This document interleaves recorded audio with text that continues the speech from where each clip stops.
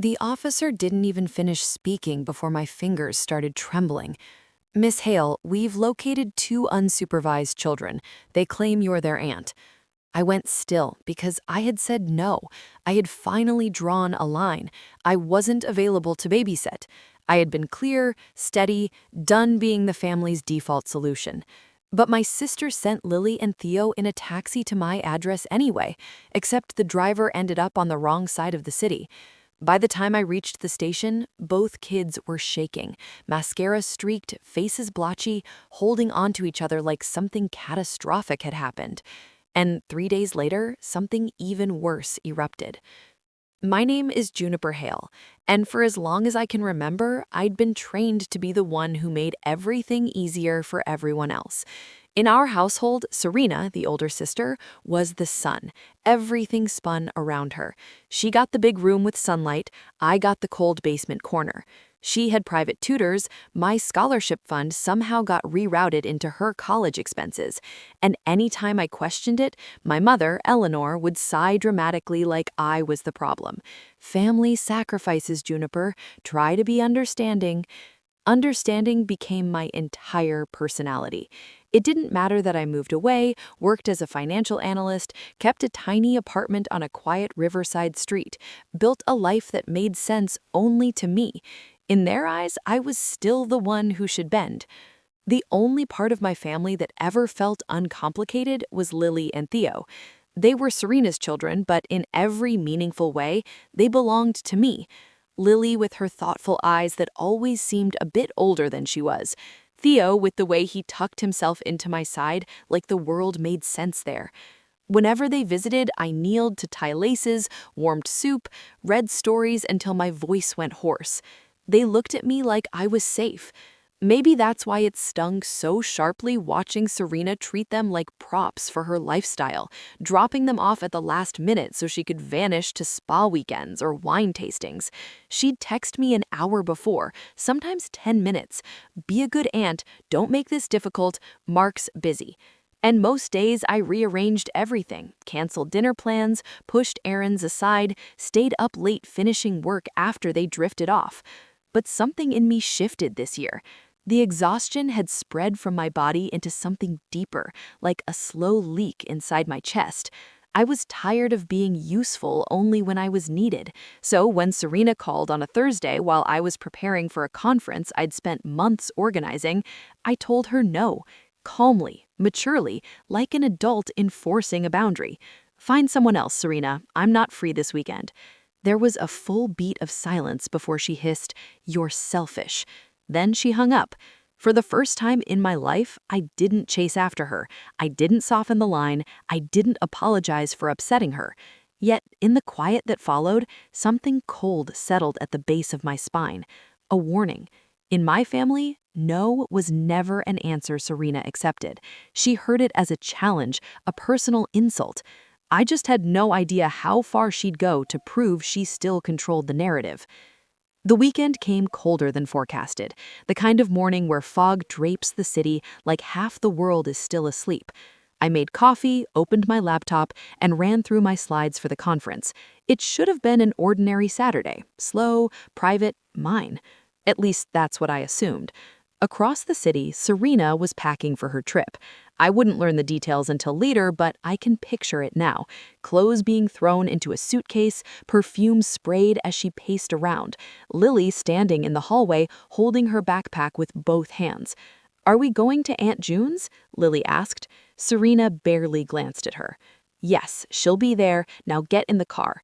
Theo, still drowsy, gripping his dinosaur plush, followed as she hurried them into a taxi. She scribbled my street name on a piece of paper. Only the name, no number, no neighborhood note, nothing to help the driver. To her, it didn't matter. I always fixed whatever she broke. She assumed I always would. Back in my apartment, I hadn't heard a single word from her. No text, no call, nothing that hinted at what she'd done. I slipped into a blazer, checked the time, rehearsed a few talking points for the conference. Then my phone rang.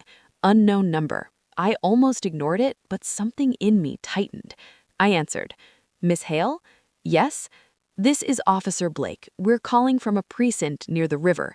We have 2 children here, Lily and Theo. They say you're their aunt." My mug slipped from my hand. Coffee splattered across the floor. "What? What do you mean you have them? They're supposed to be home." "They were dropped off by a taxi at a residence on Riverside. Wrong address. They were found alone and distressed. A neighbor alerted us." The rest blurred under the roar in my head. I grabbed my keys and ran for the door. The taxi ride felt endless. Every red light was a punishment. Every passing second pressed against my lungs. All I could think was, they're scared, they're alone, and Serena let this happen. When I reached the precinct, everything narrowed into a tunnel. Fluorescent lights, gray walls, a humming heater, and 2 small shapes curled on a bench. Lily's face was streaked with tears. Theo's hands shook around his dinosaur. The moment they saw me, both bolted into my arms. Their little bodies trembled so hard, it felt like their fear was vibrating through my ribs. "Aunt June," Lily sobbed, burying herself against me. "We didn't know where to go. Your door wasn't there." Theo hiccuped. "The driver left." I wrapped them in my coat, my chest fracturing with every shaky breath they took. Officer Blake approached with a clipboard. They were on the sidewalk for around 20 minutes before someone intervened. "This qualifies as possible child endangerment. We'll need your statement." Before I could answer, my phone buzzed. Serena calling. I didn't pick up. It buzzed again. Officer Blake nodded. "You should take that." I put it on speaker. Serena's voice erupted like a storm. "Where are my kids? The driver said he dropped them off ages ago." My throat burned. "Serena, you wrote the wrong address. You sent them to the wrong side of the city." A beat of stunned quiet. "What? No, you were supposed to be there. This is your fault, Juniper." Officer Blake held my hand. I gave him the phone. "Mrs. Brennan, your children were left alone in a public area. You must return immediately. This incident is now part of an official report." Her voice climbed in fear and fury before he hung up. I looked down at Lily and Theo clutching my coat like their lives depended on it, and in that instant, something in me aligned. A clean line carved itself in stone. If I said nothing now, I would be part of the danger. Everything that followed, CPS involvement, hearings, the entire family fracturing, began with that realization, and it only got worse from there. The next 2 days felt like living under a storm that never broke. Low pressure, heavy silence, everything tense as if waiting for impact. Miss Caldwell from CPS called first. Her voice was steady, practiced, the kind that comes from seeing families fall apart more times than she can count. "We're opening an assessment regarding Lily and Theo," she said. "We'll need to speak with you, their father, and their mother." I agreed without hesitation. There was nothing to hide. Mark called next. I expected anger. He usually believed whatever Serena told him. Instead, his voice was tight, shaken. "She said you confirmed you'd watch them, that everything was planned." I told her no, Mark, several times. A long, waited pause. "Then we're flying back. I want to see the police report." While Mark booked flights, my family turned on me in perfect formation, like they'd rehearsed it. Eleanor called first, her tone sharp enough to slice through bone. "How could you do this to Serena? CPS? Police? Do you want to ruin her life?" "She sent her children alone in a taxi to the wrong part of the city," I said quietly. "This is about their safety. Don't twist it. You've always been jealous of Serena. You finally got your chance." I hung up before the old reflex to defend, explain, apologize could smother me again. Aunt Marion left a voicemail insisting family matters stay within the family. But this wasn't a family disagreement. This was about Lily and Theo's safety. And the moment they were found crying on a sidewalk, alone, that line had snapped beyond repair. By Sunday night, the narrative about me had already spread through relatives I barely remembered. Bitter, dramatic, jealous, unstable. I'd been labeled all of those before, but this time the words didn't stick. I knew exactly who I was protecting. When Mark arrived at my apartment that night, he looked shaken.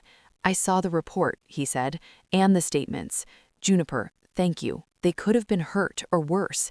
He asked for my help gathering texts, timestamps, call histories, every message from Serena demanding childcare with no notice, every screenshot where I said no, every time she tried to guilt me anyway. "This isn't a one-time mistake," he said quietly. "It's a pattern." Monday morning, Miss Foster, Mark's attorney, called me in for a meeting. She was composed, razor-sharp, and frighteningly efficient. "We'll be requesting temporary custody," she said. "Your testimony is crucial. This case will move quickly." My stomach twisted, not from fear, but from the realization of what that meant. Serena would come for me. Eleanor would tear me apart. The family would split straight down the middle. Miss Foster seemed to read my hesitation. "You're not doing this to your sister," she said softly. "You're doing this for those children." That night, sitting alone in my apartment, I finally allowed myself to feel the quiet collapse of a lifetime role. Beautiful daughter, agreeable sister, the one who patched holes and smoothed things over. That Juniper was gone, and in her place stood someone who would not look away again. The real fight was only beginning. 3 days after the police found Lily and Pio, my phone rang again, this time from Miss Foster. Her voice carried the sharpness of a blade. "Juniper, the petition is filed. Mark is seeking emergency custody. Serena will be served today." The call that destroyed her, that's what I would later call it. Because the moment Serena realized this wasn't a family argument, this was the law, her entire world collapsed. Serena called me 30 seconds later, voice jagged and feral. "How dare you? How dare you do this to me, June?" "You did this to yourself," I said, forcing my tone level. "I left them with a driver. People do that all the time. You left them on the wrong side of the city, alone, crying. You're dramatic. This is your fault. If you'd watched them—" "No," I cut in. "If you had acted like a mother, none of this would have happened." She screamed until the line went dead. Miss Foster called back. "Don't engage with her anymore. Everything goes through legal channels now." And just like that, the real battle began. The courthouse felt colder than the outside air, echoing floors, high ceilings, polished wood that looked too clean for the kind of broken families walking through its doors. Mark sat beside his attorney, shoulders set. I sat behind them, hands clenched so tightly the bones ached. Serena walked in last. She looked perfect, hair curled, makeup soft, outfit coordinated to project gentle motherhood. Her attorney clutched a tissue dramatically in one hand, her palm on her shoulder. A performance, a well-rehearsed one. When the hearing began, Serena's attorney stepped forward first. "Your Honor, my client is a devoted mother who made a single mistake under extraordinary stress. This entire situation is being grossly exaggerated by a bitter, childless sister with a long history of jealousy." I felt heat crawl up my neck, but I didn't react. Facts would speak. He continued, "Mrs. Brennan volunteers at the children's school. She attends activities. She has been the primary caregiver their whole lives." Miss Foster stood, her expression cool and unbothered. "Your Honor, we have law enforcement reports, CPS documentation, eyewitness statements, and a pattern of neglect extending far beyond this incident." Judge Keaton turned to the witness stand. "Call your first witness." Officer Blake stepped up. He testified plainly. The taxi left the children on a sidewalk for at least 20 minutes. The written address was incomplete and inaccurate. The building had no such apartment. The children were distressed, cold, and confused. The courtroom shifted. Serena stared straight ahead, jaw tightening. Next came Miss Caldwell from CPS. Her report was devastating.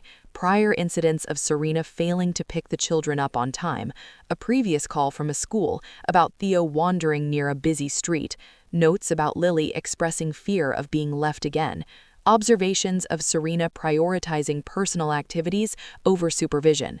Serena's shoulders curled inward. Miss Foster stood. "We now call Miss Juniper Hale."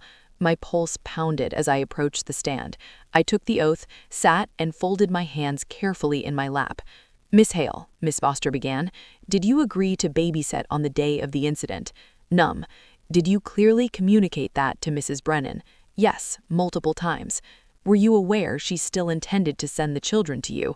"I had absolutely no idea." Serena's attorney rose for cross. His smirk was a knife. Miss Hale Assel, isn't it true you've always resented your sister? No. You're jealous of her life, her family, her success? No. He paced slowly. You've watched these children dozens of times, correct? Yes. And this time you chose work over family. I chose safety over enabling dangerous behavior, I said. There's a difference. Foster didn't smile, but the corners of her eyes softened with approval. When I stepped down, Serena stared at me with pure venom. Then it was her turn to testify. She cried almost instantly. I thought they were going to my sister's home. I didn't mean for anything bad to happen. I wrote the address fast. I had no idea the driver would get confused. Miss Foster's cross was merciless, but calm. Mrs. Brennan, is it true you didn't confirm your sister would be home? I assumed. Is it true you left the children without verifying the building had the apartment you wrote? I was in a hurry. And is it true this is not the first time you failed to supervise the children properly? That's exaggerated. It's documented. The room went silent. Judge Keaton leaned forward, expression carved from stone. This is not a single lapse. This is a pattern of disregard for child safety. Serena's face crumpled. Mark reached back slightly, brushing his hand against mine for a second. A silent thank you, a shared grief for what this had come to. The judge continued, voice absolute. Primary physical custody will be awarded to Mr. Brennan. Mrs. Brennan's visitation will be supervised until she completes parenting courses, individual therapy, and demonstrates sustained behavioral change. Serena let out a sound between a gasp and a sob. When court adjourned, she stormed down the hallway toward me. You ruined my life, she hissed. I looked at her calmly. You nearly ruined theirs. Her face twisted, but she had no words left. For the first time, Serena realized she couldn't spin this into a story where she was the victim. And I realized the same thing. I wasn't the family's shadow anymore. I wasn't the backup plan. I wasn't the one who swallowed every injustice. I was the one who finally protected Lily and Theo in a way no one ever protected me. And nothing would ever be the same. Life didn't calm down overnight, but the air around all of us finally felt breathable. Mark set up a structured routine at his apartment, homework charts on the fridge, regular dinners, early bedtimes. Lily's nightmares stopped after a few weeks. Theo started sleeping without the hallway light on. Helen and George welcomed me into their home like I'd always been family, thanking me in ways that made my throat ache. Even my boss, Miss Ramirez, pulled me aside one morning. Take whatever time you need, she said. You protected those kids. That matters. Serena attended her supervised visits, usually distracted, usually defensive. Therapy notes said she was present physically, detached emotionally. I stopped waiting for her to change. I had lost the version of a family I once begged for, but I gained something steadier, a chosen family built on respect, boundaries, and safety. And watching Lily and Theo finally exhale, it made every battle worth it. Looking back, everything shifted the moment I said no. Serena sent the kids in a taxi. The driver got the wrong side of the city, and 3 days later came the call that unraveled her story completely. But protecting Lily and Theo was worth every fracture that followed.